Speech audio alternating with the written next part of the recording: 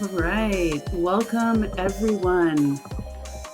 I am so grateful to be here with you all this morning. My name is Dr. Eliana Ramirez, and I am a social worker and a researcher of racial and LGBTQIA2S workplace trauma. I am going to pull up my slides here, and I'm so grateful that you're all here with me. If you are just logging on, we just watched a music video by Las Cafeteras. They are amazing if you're not familiar with them. I start with this video because when we start talking about racial battle fatigue and DEI, diversity, equity, inclusion backlash, and self-defense for Latiné in tech, we need to take care of our spirits and our souls and our bodies. And there's a lot of research from neuroscientists these days that are talking about music and cultura as having such an incredibly beneficial and protective quality for us, especially when we work in predominantly white institutions. So I wanted to start off with that song to bring us into this space. I encourage you to move, get water, pet a cat, whatever might help you to feel real solid and centered during this discussion, which can be difficult. We're going to be talking about DEI backlash, racial battle fatigue, and race lighting. And then I'm going to get into some specifics about dynamics that are used in workplaces where there's discrimination and other kinds of psychological lack of safety. And then finally, I'm going to wrap up with resources for support. I am unable to see you right now, so I don't know if you're putting comments in the chat, but I really hope you will. I hope you will put in your questions. There will be time for Q&A at the end. It's important for me to begin by acknowledging that I am currently presenting to you from unceded land that was originally cared for and continues today to be cared for by the Tamian Nation. I am in Silicon Valley, as many of you might be as well.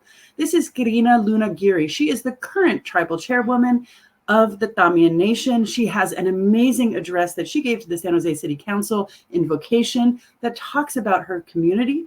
And they are doing so many amazing things, including working with the local fire department, using traditional burning practices to reduce the impact of wildfires in this area. So if you live and work in Silicon Valley, you can thank the Tamian Nation for helping to keep all of us safer. I'm going to settle myself for a second here to share with you just briefly the idea of racial battle fatigue. This is about the stress of unavoidable frontline racial battles in historically white spaces. And they can become lethal, when there's an accumulation of physiological symptoms. And we're going to talk about them in a minute to see what to look for. But we want, if they are untreated, unnoticed, misdiagnosed, or personally dismissed, we can end up with serious illnesses. And I love this image by Gabriela Malinal-Sochi Zapata. It's called, and forgive me for my mispronunciation, I'm sure, Lapatiani, the one who restores themselves, heals themselves, cleans themselves, and rebuilds themselves. In addition to the awareness that many of us have to mask at work. If we are in predominantly white spaces, we need to literally change who we are, how we show up, how we present at times, and that can be soul-searing. I also love this image right now because we've just entered my favorite month of the year as a Chicana. That's with an X, Chicana X, acknowledging my indigenous ancestry. This is the month of Dia de los Muertos. And so I get to be with my ancestors this month. And to all of you and to all of your ancestors, every single person who brought you here today, I just want to give my appreciation and my gratitude to you. I am the granddaughter of Lupe and Helen Ramirez, who were farm workers.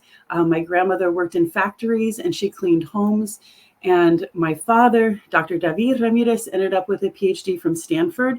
And I know for many of you probably have a similar history where Your family, through incredible sacrifice and struggle and hard work, enabled you to go to school, enabled you to get your foot in the door in the tech industry. So truly, I honor all of your ancestors and everyone who brought you here today. You will see that I've got a whole bunch of QR codes throughout this presentation, just because I want to share resources with you. And I want to start off and acknowledge that this is a trauma-informed presentation, meaning that I know no matter what anyone has told you at work or at school, there's nothing wrong with you. You are not defective. You are not wrong. You are brilliant, and you are here because of your brilliance. And in fact, you probably had to work a lot harder than a lot of other people to get to where you're at. This is an event that I led, a Latina Toxic Job Grief Altar Building event, and I share it with you here because it was kind of perfect in the sense that it was on Padlet. It was a virtual altar. And if you'd like to check it out, you're more than welcome to, but it is from the data that I collected from the Latinas who engaged in this event with me that I know that you are brilliant, and whatever challenges you've experienced in education or in the workplace, they're not about you. It's about... Hola, Eliana. Yes, hello. Hi, I just wanted to pop in really quick to let you know that we haven't moved past the first slide, the first title slide, the racial battle, fatigue, and DEI backlash. Oh, that's important. And yes, and you have been giving so many gems. So we could see your screen. Now we can't see your screen, but just wanted to let you know it wasn't in presentation mode. Oh, goodness. Okay, let me start over. Thank you so much. Okay, at the risk of being offensive to my colleagues in the profession of social work, I always tell people I'm a better social worker than I am techie. And so I'm so sorry. I'm like, what an environment to be not getting my slides right. Okay, I got some laughter from Yaneli. Thank you so much. I'm also, okay, let me go back. Yikes, here we go. I can do this. I can do hard things. At 47, I can do hard things. I have done them before. Oh, look, there's love in the chat. Thank you all so much. Okay, here we go. Ready? We're going to rock and roll this time. Yes, if you happen to be one of the people who prays, put a little prayer out there for me right now, if you would. Okay, here we go. I'm in share. I'm going to do presenter mode. Mm-hmm. Okay. I can't believe it. Okay, and then there we go. Thank you all so much for your patience while the amazing Techqueria team is going to bring up my slides. I thank you so much. Thank you, Grandma and Grandpa from heaven too. Okay, so this is Querina Lunagiri, and that is the land of the Thamian Nation on the right side. Silicon Valley is smack in the middle of that. So please do check out those that link to her invocation presentation that San Jose City Council. It's an important way to acknowledge the Indigenous people who are still here today and keeping us all safe. Next slide, please. We'll go right ahead, please. Thank you. To the next slide. Okay, so this is the image. Talapiani. That is so powerful, and I think really demonstrates what many of us have to do in predominantly white workplaces and institutions of higher ed, where we have to mask, we have to hide parts of ourselves and our culture.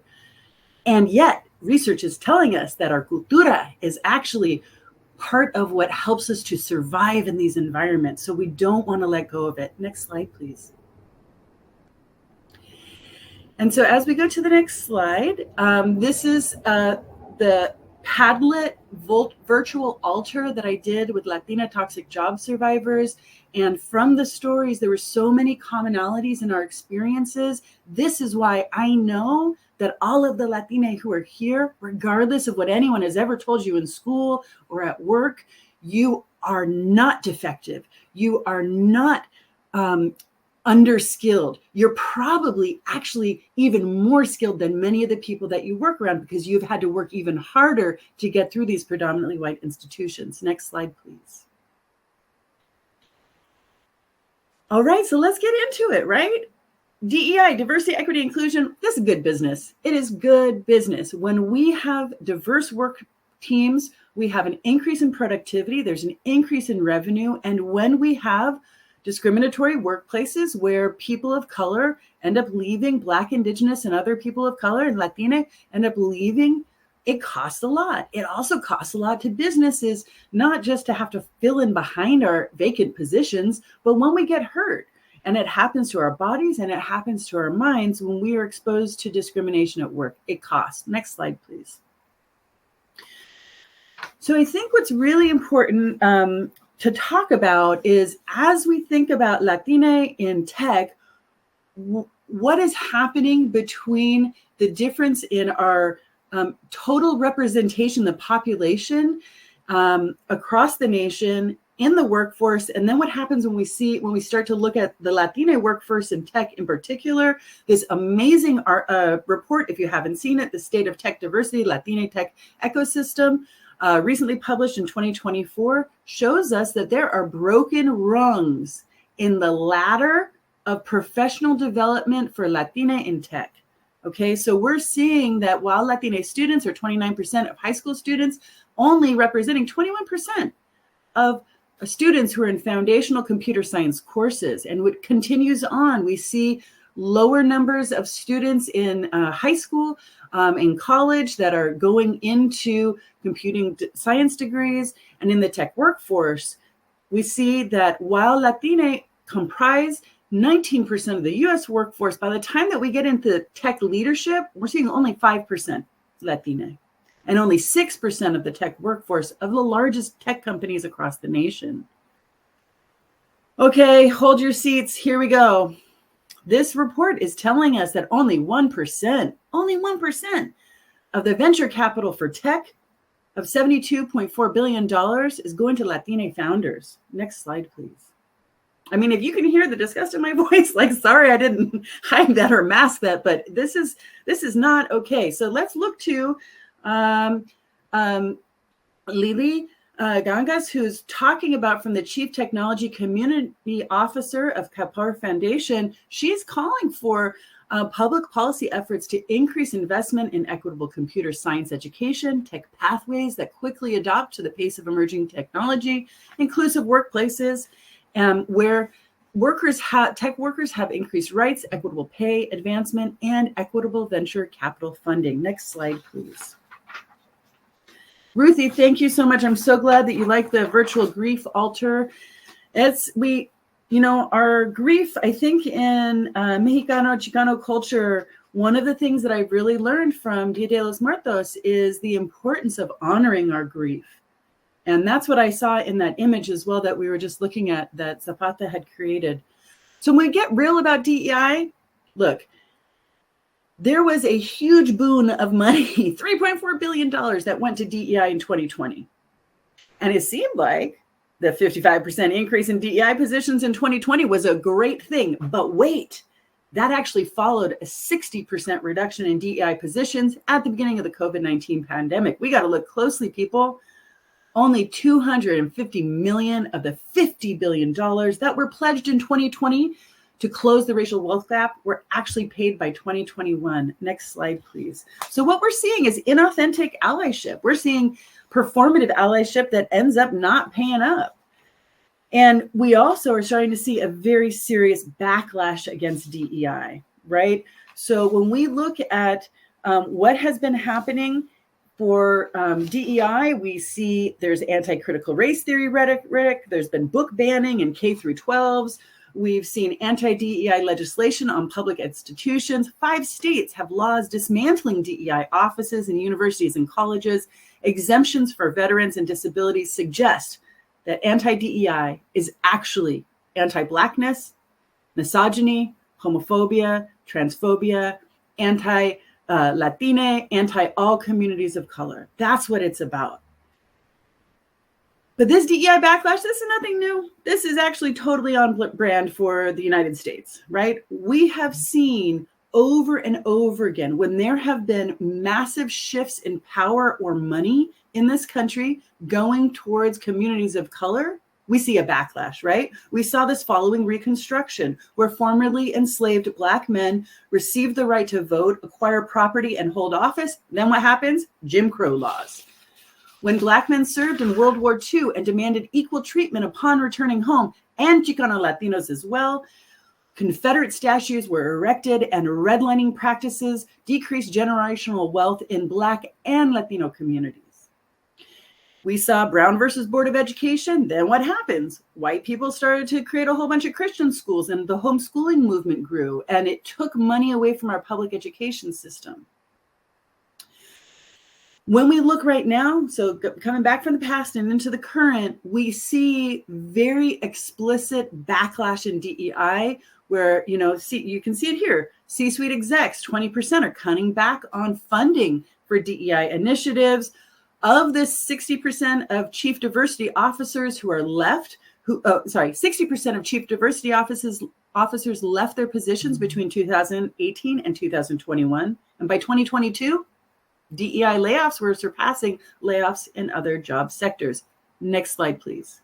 That's right. Francini, we said they see how powerful we are and quickly institutionalize barriers. That's it, exactly. So when we start to look at how does this DEI backlash function in the workplace on the day-to-day or in the classroom, in higher ed, we see two especially particular dynamics at play. One is called race lighting. This is the idea of gaslighting, which is a type of psychological manipulation tactic where, let's see, the Latina who's sitting in the office, suddenly someone in the meeting says, you're too emotional, or like, why are you acting so crazy? Well, that's a sexist, racist stereotype against Latinas, that we are overly emotional, right? What happens is that comment is meant to make her question her sense of reality, right? Oftentimes that kind of comment will be made after she has just made a win in a job, has done something that somebody else will feel threatened by. So they need to take her down a notch. And so race lighting is the combination of gaslighting, a psychological manipulation tactic, layered on with racism. And it supercharges that dynamic in the workplace. Weathering is this idea that when we are exposed to daily chronic stressors like racism, it literally impacts our health. It leads to shorter lifespan and longer years of disability. One example for you. This Dr. Arlene Geronimus did a study in Detroit. She was looking at telomere length. That is the end of the DNA that has to do directly with the body's ability to defend against toxins in the environment. And what she found was, she called it a paradox. She said, Mexicanos and people of Mexican ancestry who are living in Detroit, the higher the education, the higher the socioeconomic status. Are you ready for this? The shorter the lifespan and the longer the years of disability. She said it was a paradox because for white folks in Detroit at that time, the more education, the more socioeconomic status, the longer their lifetime, the fewer the years of disability. For the Black folks that are in this study, education, socioeconomic status made no difference. What she thinks was happening in Detroit, yeah, thank you, Adriana, exactly. What she thinks was happening is that for the Mexicanos and people of Mexican ancestry, the higher the education, the higher the SES, the more likely they were to move outside of the Mexican enclave. So they weren't going to the tiendita. They weren't going to the church or other community spaces where they were surrounded by other Mexicanos. Well, what does that mean? That means that they're exposed to more people who are not part of that community. And so they're talking about the racial, again, those racial daily insults and undermining that happen that literally affects our health. Another study, but this was looking at Black communities, and I just want to give a shout out and acknowledgement and love to our Afro-Latinas and Latinos who are here, because too often when we talk about Latina community, we do not center the unique experiences of Afro-Latina community members. So this other study that was looking at Black graduates of historically Black colleges and universities had 35% less metabolic illness than did Black graduates of predominantly white institutions. Look, they controlled for diet, they controlled for exercise. What it came down to, the exposure of the daily racial they call them microaggressions, nothing micro about it, the way it feels to us, but that's what they thought. Okay, next slide, please. All right. Thank you so much. So here, this is what like 30 years of research is telling us. These are the symptoms and the signs that we are experiencing racial battle fatigue. Okay, you can see on the left-hand side, the whole bunch of physical signs, and on the right-hand side, a whole bunch of psychological signs. Now, part of what I think is so challenging for us, especially for Latinas and for Latinos as well, like we have, you know, and I want to be expansive in my language. So for Latine who are outside of a gender binary, it's even going to be higher, right? Because then you've also got heteronormativity and cis heteronormativity and so on as well. So the thing is that I'm trying to get at, so many of us have been told that our value is tied to our labor. And in order to be a good laborer, we can't show any discontent, any pain, any weakness. And so oftentimes the experience of these racial stressors show up in our body, they show up in our mood, they show up in our spirit, our outlook in the world, but we're not allowed to show it to other people. And so because of that, we can become very disconnected with things that are on this list here. Okay. Paula says, ooh, I've been told so many times how hard a worker I am. And I used to put so much pressure on myself. Paula, exactly. Yes.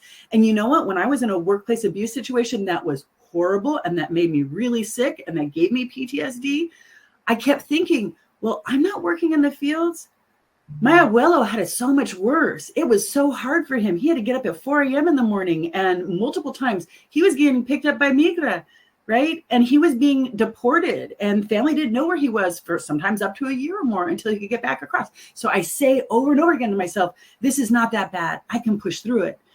But you know what? My grandpa, when he used to come home from the fields on Fridays and he'd get the 6 kids together and he'd say, go to school and work hard so you don't have to work like a burro, like me.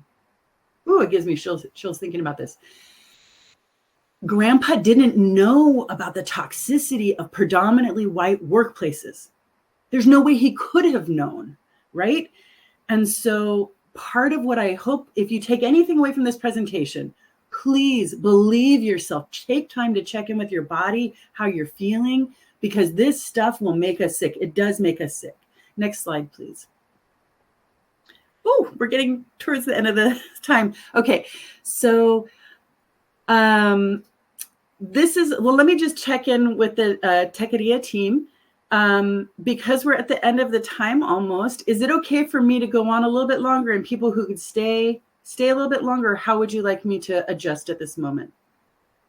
Yeah, that's a great question. I think you can go on for maybe like an additional 5 to 7 minutes to just sort of Awesome. wrap up and give people time to transition. Okay, cool. Got it. Thank you so much. Okay, 7 minutes. Let's go. All right. So this is a really powerful infographic about the problem women of color in the workplace. What ends up happening oftentimes is that we get hired by a predominantly white leadership who at first love us. And there's all this honeymoon phase, and we're oftentimes tokenized and so on. But then reality starts to sit in, and we start to see that the policies and practices of the company are actually disproportionately creating adverse impacts. So are the Latina moving up into leadership positions at the same rate as white folks, or women, or what have you? And so what we end up seeing is that the Latina woman in particular will start to identify some of the challenges and maybe come up with some solutions and really try and make it a win-win for everybody. But that causes a backlash. There's actually a response that happens.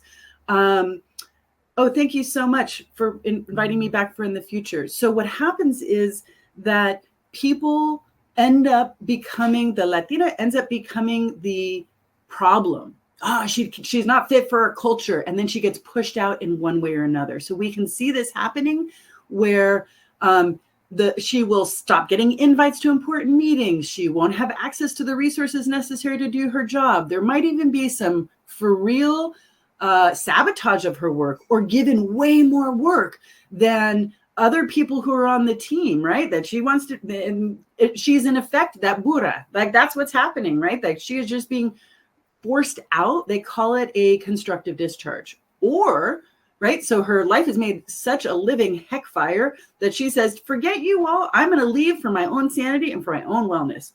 Or potentially even worse, she gets fired and then is pushed out of the organization. Next slide, please.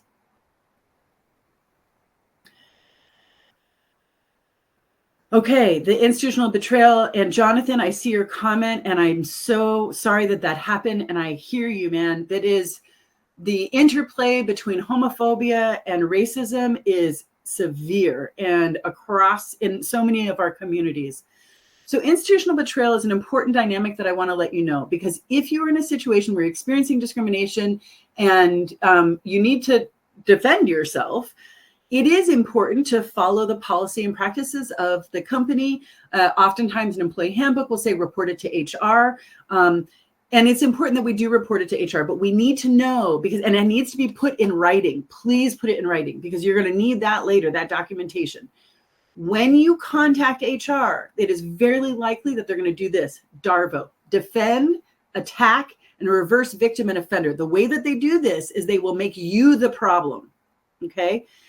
When they make you the problem, it's because they're trying to minimize liability for the company itself. Next slide, please. Research has shown us just learning about this kind of dynamic can be helpful to protecting yourself. All right, I got 7 minutes. We're doing this, people. Mobbing. No, we're not doing mobbing. Excuse me. That was a really bad timing for me to have said that. Okay. The difference between your workplace bully and a mob. Your workplace bully can be anyone, but is oftentimes an imposter leader, but it could also be a direct report that you supervise. In fact, the Workplace Bullying Institute does an annual or semi-annual study that's nationally representative sample, and what they found was that 14% of the bullying actually happens from somebody who's your direct report bullying upwards. So it can happen in any direction, okay?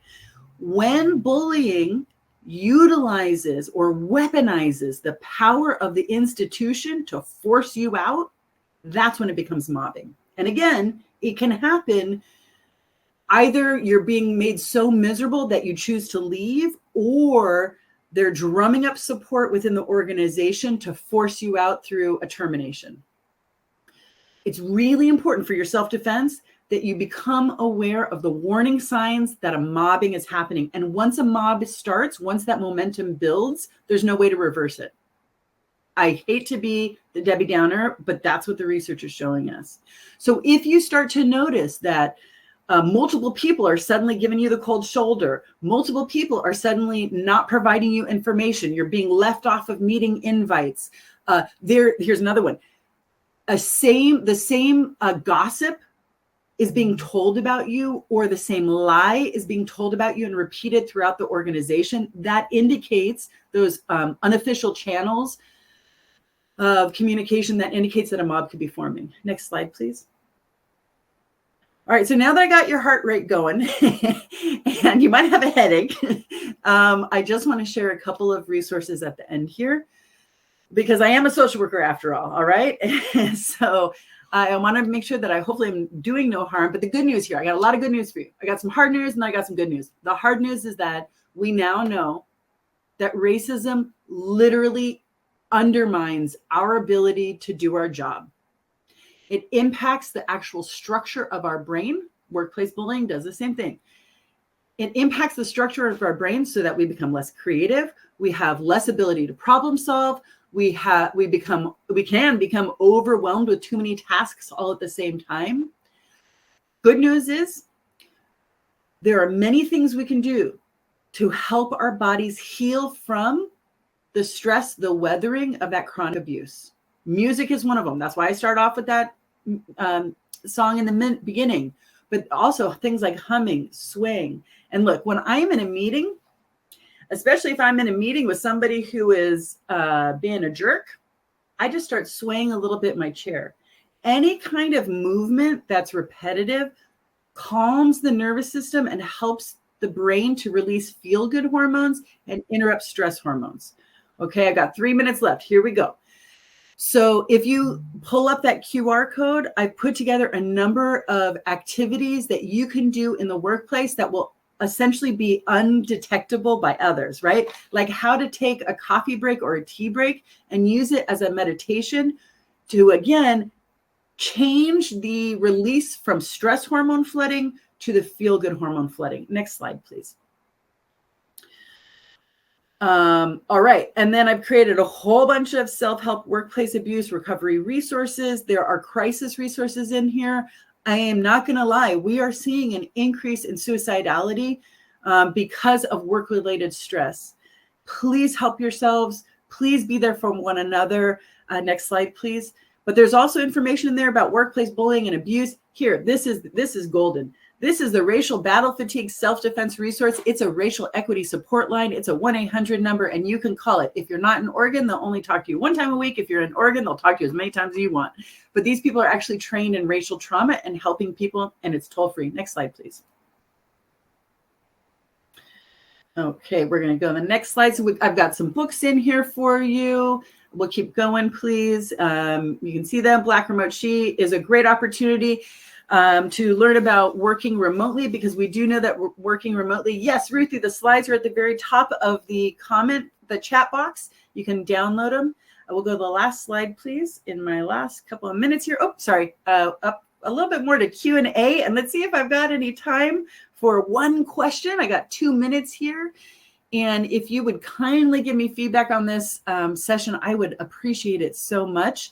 But any questions, I am happy to answer.